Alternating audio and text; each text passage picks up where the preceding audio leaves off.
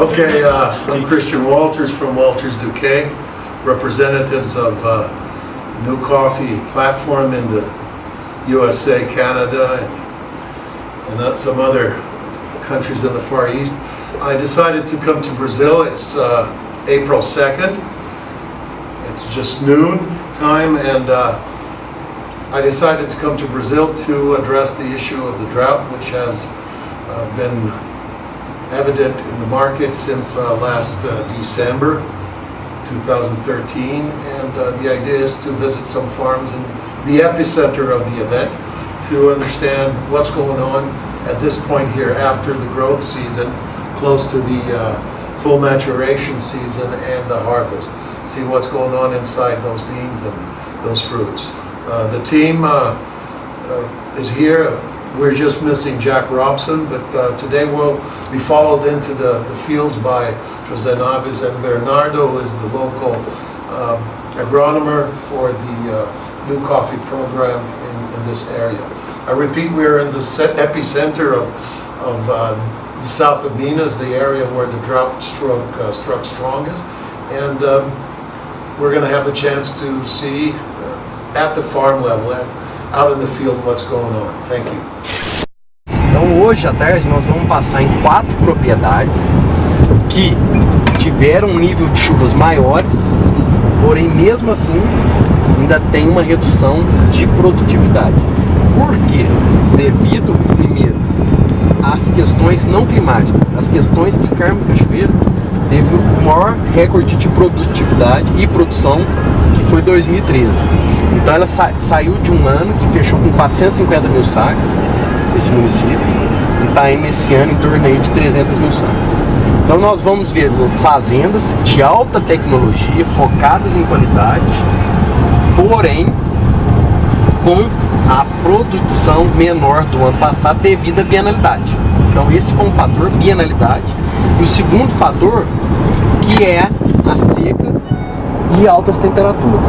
Então o que nós vamos visualizar hoje, além da bienalidade, é essa perda de produção, que vai ser menor no município de Carmo da Cachoeira. E amanhã nós vamos em municípios onde que estão aí com secas bem maiores, um acumulado no ano aí de 3 meses de 80 milímetros.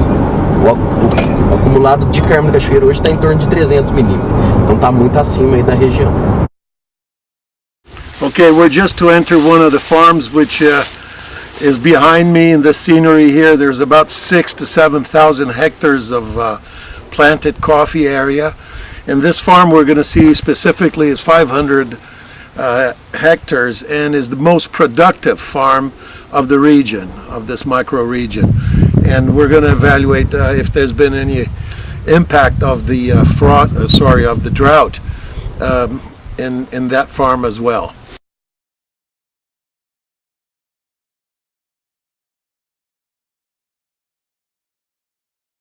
Okay, so this is a 17-hectare plantation, highly technified, using all the management skills that are modern and actual. And what you see here is a good load. It's its first fruitification. It's going to be its first harvest. But you can clearly see here what happened with the drought season. It stopped. This is the growth for next year. This is where we should have plentiful of leaves and internodules for next year. And what the owner of the farm is telling me is that this tree here should be at least some 30% better grown and better layered in terms of leaves and branch growth. So he is noticing that even here where it rained relatively well compared to other areas, that he can notice a drought impact which will compromise next year, and that will in fact also compromise the size of the beans this year. Although the beans seem to be quite well formed in all the fruits that I opened, with no real defects. Here we are with producer Mateus Rezende Moraes and Fazenda Pinhal, and he's going to tell us a little bit of the impact of this dry season in his farm. Então, Mateus, conta pouquinho sobre o impacto da seca aqui na tua fazenda, onde você tem lavoura já mais adulta e você tem lavoura nova? Bom, como já é dito, né, a perca nossa aqui, devido à falta de chuva em janeiro, fevereiro e março, com altas temperaturas, deve ser em torno de 20 a 30%. Não sabemos ainda qual vai ser o impacto certinho, devido não começamos a colheita ainda, né? E isso para o ano 2014. Certo. Para o ano 2015, estamos também estimando aí no mínimo uns 30% de perca devido ao não crescimento pela falta de chuva. Falta de chuva. Isso. E o maior impacto veio da baixa umidade, da alta temperatura ou da falta de chuva? Na verdade, eu acho que aliou foi os dois ao mesmo tempo, né? Mas a temperatura acaba mexendo na fisiologia da planta e acabou atrapalhando também, né? Certo. Não só a falta de umidade, mas eu acho que a questão da alta temperatura foi um dos principais motivos da perca e da falta de crescimento. Tá bom, muito obrigado. Certo.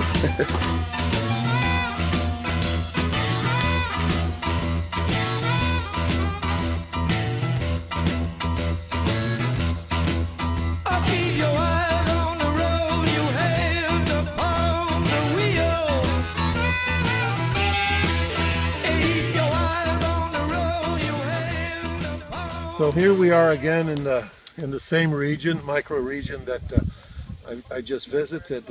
This is another farm, and as we're going up, we're at about 1,100 meters altitude here, and going up.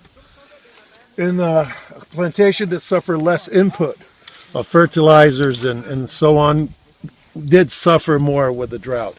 And as you just turn around and look uphill, you can see the grayish, light brown color of the whole plantation.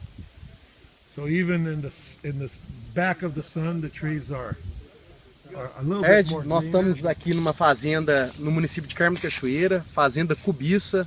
É uma fazenda que está situada a acima de 1.100 metros de altitude. É uma fazenda que vem de uma alta produtividade, uma fazenda que colheu em torno de 50 sacas por hectare. Porém, nós vimos aí uma expectativa de recuperação da lavoura, só que com essa condição climática de altas temperaturas e seca, vocês podem observar que as lavouras não conseguiram recuperar do estresse que sofreu da safra passada. Então é uma lavoura que vem de uma média aí de 35 sacas por hectare, um ano produzindo 20, outro ano 50. Esse ano ela está com uma safra aí, como vocês podem observar, de praticamente zero, não vamos ter safra esse ano, e uma perspectiva de safra para o ano que vem, como vocês podem ver, um crescimento de internode aqui de 3, 4 internodes, que isso aqui no máximo que vai girar em torno de 15 sacas por hectare. Então realmente é uma fazenda que tem altitude, porém sofreu demais com a condição climática de seca e altas temperaturas.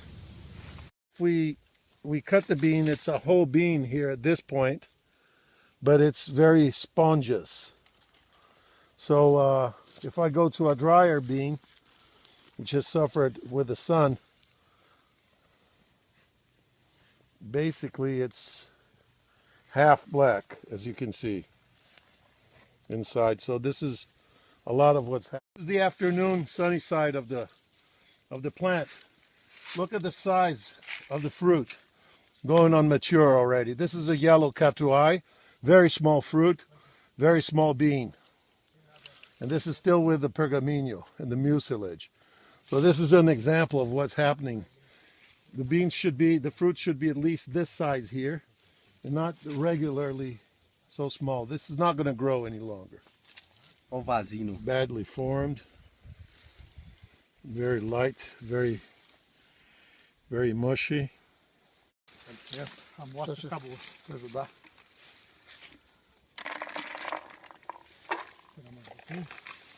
Vamos lá, aqui tem aproximadamente 700 ml de café, que acabou de ser colhido ali. Quanto é que medida? Deu 100% de grão ruim. Então esses que boiaram, tem ar dentro e automaticamente estão xoxos, estão prejudicados. Agora olha. Tá vendo?